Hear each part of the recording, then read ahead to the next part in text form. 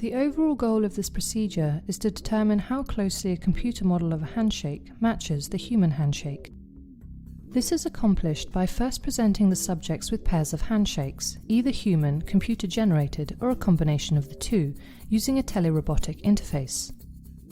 The second step of the procedure is to ask each subject to choose within each pair which of the two handshakes is more human-like.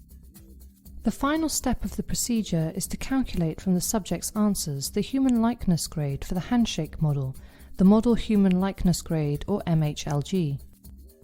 Ultimately, results can be obtained that show a significant distinction between different models' MHLGs using the Turing-like Handshake test.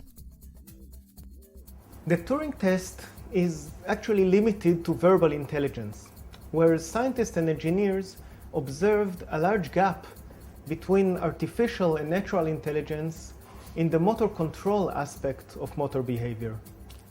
Many scientists thought about this motor version of the Turing test, but only recently have back-drivable robotic devices become abundant in research laboratories, facilitating the implementation of a simple, reproducible protocol for a Turing-like handshake test.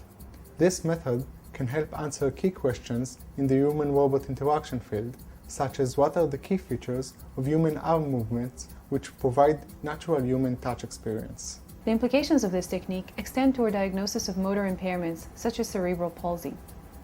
The next step is to build a robotic diagnostic device that can distinguish a healthy human handshake from an impaired one. Visual demonstration of this method is critical, as the handshake movement through the telerobotic system is not natural, and it takes time and practice to learn how to handle